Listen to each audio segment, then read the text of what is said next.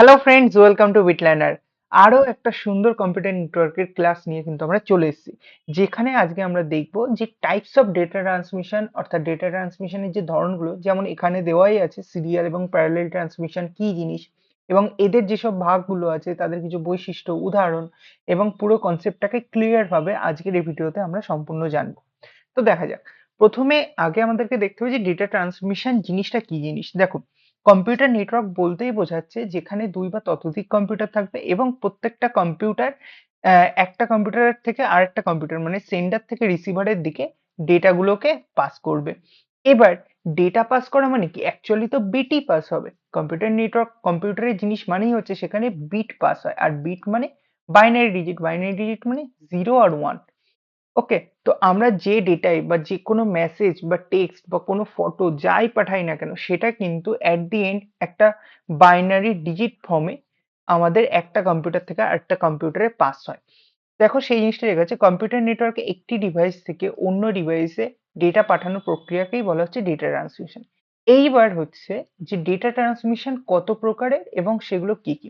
দেখো, এখানে লেখাই আছে ডেটা ট্রান্সমিশন হচ্ছে আমাদের দু প্রকার। একটা হচ্ছে প্যারালাল ডেটা ট্রান্সমিশন আর একটা হচ্ছে সিরিয়াল ডেটা ট্রান্সমিশন। এবার এখানে সিরিয়াল ডেটা ট্রান্সমিশন আবার দুই প্রকার। এই জিনিসটা কিন্তু আমাদেরকে একটু ভালো করে মনোসংযোগ দিতে হবে যে সিরিয়াল ট্রান্সমিশন হচ্ছে, একটা হচ্ছে সিঙ্ক্রোনাস আর একটা হচ্ছে অ্যাসিঙ্ক্রোনাস। এবার সিঙ্ক্রোনাস অ্যাসিঙ্ক্রোনাস কি, কিভাবে কাজ করে সব আমরা দেখব। আপাতত এটা দেখো যে ডেটা ট্রান্সমিশন দুই প্রকার, একটা প্যারালাল একটা সিরিয়াল। এবার দেখে নিই যে প্যারালাল ডেটা ট্রান্সমিশন কি জিনিস। দেখো, প্যারালাল মানে কি? সমান্তরাল ভাবে, মানে অর্থাৎ একসাথে ডেটাগুলো যাচ্ছে। দেখো, ছবিটা দেখলে তোমরা ভালো করে বুঝতে পারবে যে একটা সেন্ডার ডিভাইস থেকে রিসিভার ডিভাইসে ডেটাগুলো একই সাথে পাস হচ্ছে। এক্ষেত্রে কিন্তু একখানা সিঙ্গেল লাইনের মধ্যে দিয়ে ডেটাগুলো যাচ্ছে না।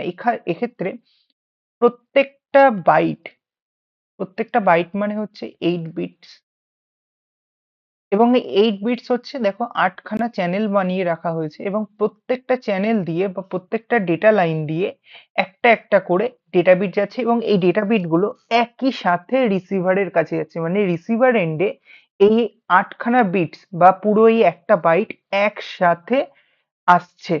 তো এই জিনিসটাকে বলা হচ্ছে আমাদের প্যারালাল ডেটা ট্রান্সমিশন। এবার স্বাভাবিক, তোমরা বুঝতেই পারছো, যদি একসাথে ডেটাগুলো রিসিভার এন্ডে পৌঁছায় তার মানে এটা খুবই দ্রুত কাজ করবে। এই জিনিসটাই কিন্তু এটার একটা বৈশিষ্ট্য। দেখো, প্যারালাল ডেটা ট্রান্সমিশনের সংজ্ঞায় কি বলেছে। প্যারালাল ট্রান্সমিশনে একাধিক বিট একসাথে একই সময়ে প্রেরণ করা হয়। প্রতিটি বিটের জন্য আলাদা আলাদা তার ব্যবহার করা হয়। আলাদা আলাদা তার বা এগুলোকে তোমরা ডেটা লাইন্সও বলতে পারো। এখানে যে ডেটা লাইন্স গুলো দেওয়া আছে। এবার দেখো, এর কিছু একটা বর্ণনা আমরা একটু দেখে নিই যে এই পদ্ধতিতে 8 বিট অর্থাৎ 1 বাইট ডেটা একসাথে প্রেরণ করা যায়, সেটা আমরা দেখলাম। অর্থাৎ একসাথে একাধিক ডেটা লাইন দিয়ে ডেটা পাঠানো হয়, যা ট্রান্সমিশনের গতি অনেক বেশি করে। এবার উদাহরণ দেখে নিই। কম্পিউটার ও প্রিন্টারের মধ্যে প্যারালাল পোর্ট ইউজ করা হয়, যার মাধ্যমে কি হয়, আমরা যখন কোনো প্রিন্টার মেশিনের থ্রুতে আমরা কোনো কিছু প্রিন্ট করাই, তো একসাথে পুরোটাই কিন্তু প্রিন্ট হয়। ঠিক আছে? এবং এর বৈশিষ্ট্য অনুযায়ী দেখো, দ্রুত ডেটা স্থানান্তর, স্বল্প দূরত্বে বেশি কার্যকরী এবং বেশি তার প্রয়োজন। স্বাভাবিক, যদি একসাথে সমস্ত ডেটা পাঠাতে হয় তাহলে কি বেশি পরিমাণ তারও লাগবে প্যারালাল ডেটা ট্রান্সমিশনের ক্ষেত্রে। তো এইটা একটু হলেও তোমাদের কস্টলি। ঠিক আছে? তো কস্টলি হচ্ছে একটা বৈশিষ্ট্য, মানে একটু দামে বেশি। আচ্ছা, এরপরে প্যারালালের পরেই আমাদের ছিল সিরিয়াল ডেটা ট্রান্সমিশন। আর আমাদের মাথায় কি জিনিস রাখতে হবে যে সিরিয়াল ডেটা ট্রান্সমিশনও কিন্তু দুই প্রকার। একটা ছিল অ্যাসিঙ্ক্রোনাস আর একটা হচ্ছে সিঙ্ক্রোনাস। তো অ্যাসিঙ্ক্রোনাস সিঙ্ক্রোনাসে আসার আগে একটুখানি জেনে নিই যে সিরিয়াল ডেটা ট্রান্সমিশনটা কি। দেখো, প্যারালাল ট্রান্সমিশন ছিল যেখানে একাধিক লাইন একসঙ্গে মানে পরপর থাকবে সমান্তরালভাবে, এবং প্রত্যেকটা লাইন দিয়ে একই সাথে ডেটা বিটস গুলো যাবে। কিন্তু আমাদের যে সিরিয়াল ডেটা ট্রান্সমিশন, সেক্ষেত্রে জাস্ট একটাই সিঙ্গেল লাইন থাকবে এবং তার মধ্যে দিয়ে একটার পর একটা বিট পাস হবে, মানে যেটা রিসিভারের কাছে ফার্স্টে একটা বিট আসবে, তারপরে আরেকটা বিট আসবে, তারপরে আরেকটা বিট আসবে। কখনো সবকটা বিট একসাথে আসবে না। এটাই হচ্ছে কিন্তু আমাদের সিরিয়াল ডেটা ট্রান্সমিশন। দেখো সেটাই লেখা আছে, সিরিয়াল ডেটা ট্রান্সমিশনে একটি বিট করে ডেটা একক তারের মাধ্যমে ধারাবাহিকভাবে পাঠানো হয়, যেটা কিনা আমাদের asynchronous data transmission. Asynchronous data transmission বলতে কি বোঝাচ্ছে একবার দেখে নিই। দেখো, অ্যাসিঙ্ক্রোনাস ডেটা ট্রান্সমিশনের ক্ষেত্রেও কিন্তু আমাদের এক একটা বাইট, অর্থাৎ 1 বাইট বা 8 বিটস একসাথে পাঠানো হবে। কিন্তু এই 8 বিটস এর আগে, মানে এই 8 খানা বিট, ধরো এই বক্সের মধ্যে 8 টা বিট রাখা আছে। কিন্তু এই 8 টা বিটের আগে আরেকটা একটা স্টপ স্টার্ট বিট থাকবে। ঠিক আছে? সাধারণত স্টার্ট বিট আমাদের 0 দিয়ে ডিনোট করা হয়, এবং যখন এই একটা বাইট কমপ্লিট হয়ে যাবে তো এর লাস্টে আরেকটা আমাদের বিট থাকবে, যেটাকে আমাদেরকে বলা হচ্ছে স্টপ বিট।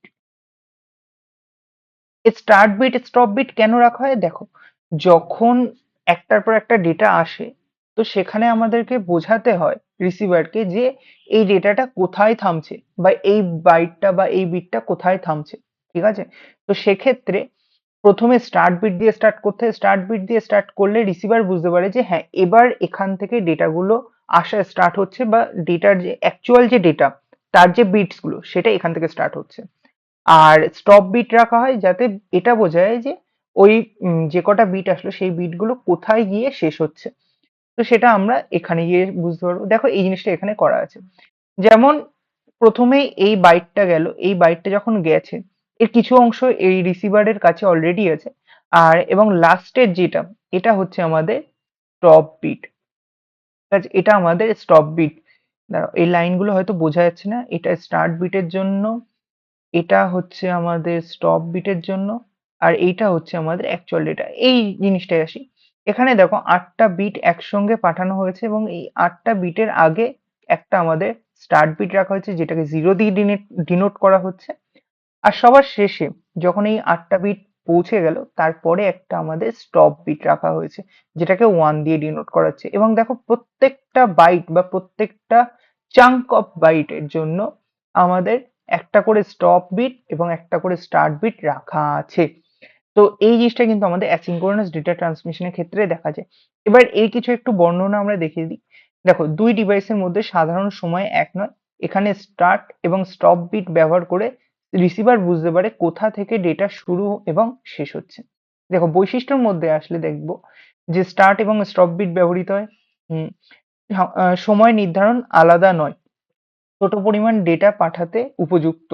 হ্যাঁ, যেহেতু এটা হচ্ছে আমাদের স্টার্ট বিট এবং স্টপ বিট দিয়ে মানে ডেটাগুলো পাঠানো হয় রিসিভার এন্ডে, তো সেক্ষেত্রে যত ছোট পরিমাণ ডেটা পাঠানো হবে তত ভালো। কিন্তু বেশি পরিমাণ ডেটা পাঠানো হলে সেক্ষেত্রে আমাদের অনেক পরিমাণে স্টার্ট এবং স্টপ বিট লাগবে, যেগুলো হচ্ছে মানে অ্যাকচুয়াল ডেটার সঙ্গে অ্যাড হয়ে আরো এক্সট্রা ডেটা করে দেবে, যেটা নেটওয়ার্কে বেশি পরিমাণে ওয়েট বাড়াতে পারবে বা কনজেশন বা ট্রাফিকটাকে আরো বাড়ায়। দেখো, আর উদাহরণ দেখতে গেলে কিবোর্ডের ইনপুট, মডেম কমিউনিকেশন হচ্ছে মডিউলেটর ডিমডিউলেটর, অর্থাৎ যেখানে সিগন্যাল, অ্যানালগ সিগন্যালকে ডিজিটাল সিগন্যাল এবং ডিজিটাল সিগন্যালকে অ্যানালগ সিগন্যালে কনভার্ট করা হয়।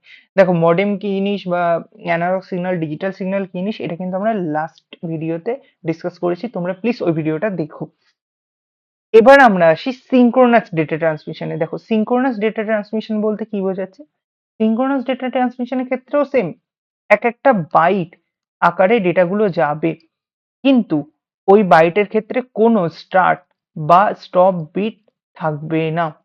এটা কিন্তু আমাদের সিঙ্ক্রোনাস ডেটা ট্রান্সমিশনের ক্ষেত্রে দেখা যায় না। স্টার্ট বিট এবং স্টপ বিট কোনোটাই থাকবে না, জাস্ট এক একটা সম্পূর্ণ বাইট যাবে, এবং বাইটগুলো একটা আরেকটার সঙ্গে দেখো কানেক্ট করা আছে।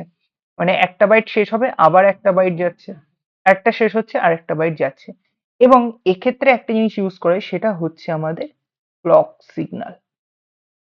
এবার এই ক্লক সিগন্যাল কি জিনিস? দেখো, ক্লক সিগন্যাল হলো একটি নিয়মিত টাইমিং সিগন্যাল, যা সিরিয়াল ডেটা ট্রান্সমিশনে প্রেরক এবং গ্রাহককে জানিয়ে দেয় কখন একটা বিট শুরু হবে এবং কখন শেষ হবে। অর্থাৎ ক্লক সিগন্যাল হচ্ছে ডেটা ট্রান্সমিশনের গতি ও সময় নিয়ন্ত্রণ করে, যাতে প্রতিটি বিট সঠিকভাবে আমাদের পাঠানো ও গ্রহণ করা যায়। দেখো, সিরিয়াল ডেটা ট্রান্সমিশনের ক্ষেত্রেই কিন্তু আমাদের যে সিঙ্ক্রোনাস ট্রান্সমিশন এক্ষেত্রে একমাত্র আমাদের ক্লক সিগন্যালটা দেখা যায়। এবার এই ক্লক সিগন্যালটা সিঙ্ক্রোনাসের ক্ষেত্রে কেমনভাবে কাজ করে দেখো, সিঙ্ক্রোনাস ডেটা ট্রান্সমিশনের ক্ষেত্রে সেন্ডার ও রিসিভার একটি কমন ক্লক সিগন্যাল ইউজ করে। যার ফলে কি হয়, আলাদা করে আমাদের স্টার্ট বিট এবং স্টপ বিটের আর দরকার পড়ে না। যার ফলে ডেটা ট্রান্সফার খুবই দ্রুত ও কার্যকরী হয়। মানে আমাদের যে সিঙ্ক্রোনাস ট্রান্সমিশন এটা কিন্তু আমাদের অ্যাসিঙ্ক্রোনাসের থেকেও বেশি কার্যকরী, কারণ এক্ষেত্রে স্টার্ট বিট এবং স্টপ বিট লাগছে না, এক্ষেত্রে সিম্পল ক্লক সিগন্যালে আমাদের কাজটা মিটে যাচ্ছে। দেখো, বৈশিষ্ট্যতেও বলেছে ক্লক সিঙ্ক্রোনাইজেশন প্রয়োজন, একটানা ডেটা ট্রান্সমিশন, উচ্চ গতি ও নির্ভরযোগ্যতা। সাধারণত লাইভ ভিডিও কনফারেন্সিং, তারপরে নেটওয়ার্ক ফাইল ট্রান্সফার, মানে যেগুলো খুব আহ, তাড়াতাড়ি দরকার যে ডেটা ট্রান্সফার গুলো, যেমন অনলাইন ক্লাস, লাইভ ক্লাস বা লাইভ নিউজ রিপোর্টিং, এই জিনিসগুলোতে কিন্তু আমাদের maximum time synchronous data transmission use হয়। তো এই ছিল আজকের সম্পূর্ণ ভিডিওটা, যেখানে আমরা পুরোপুরি দেখলাম যে ডেটা ট্রান্সমিশন কাকে বলে, কয় প্রকার, কি কি, এবং এগুলোর যে ভাগ। তোমাদেরকে একটা জিনিস মনে রাখতে হবে, ডেটা ট্রান্সমিশন কিন্তু দুই প্রকার, একটা হচ্ছে সিরিয়াল, একটা প্যারালাল। এবং প্যারালাল ট্রান্সমিশনের কোনো সমস্যা নেই, সমস্যা হচ্ছে serial data transmission. Serial data ট্রান্সমিশনকে আবার দুই ভাগে ভাগ করেছে, একটা অ্যাসিঙ্ক্রোনাস আর একটা সিঙ্ক্রোনাস। তো অ্যাসিঙ্ক্রোনাস এবং সিঙ্ক্রোনাসের কনসেপ্ট গুলো যদি তোমাদের বুঝতে পারো, তাহলে কিন্তু তোমরা নিজেরাই খুব সুন্দর এরকম ডায়াগ্রাম এঁকে তোমরা জিনিসটাকে ব্যাখ্যা করে দিয়ে আসতে পারবে। তো আশা করি ভিডিওটা ভালো লেগেছে। যদি ভালো লেগে থাকে তাহলে অবশ্যই চ্যানেলটাকে সাবস্ক্রাইব করো এবং ভিডিওটাতে একটা লাইক করো। Thank you so much.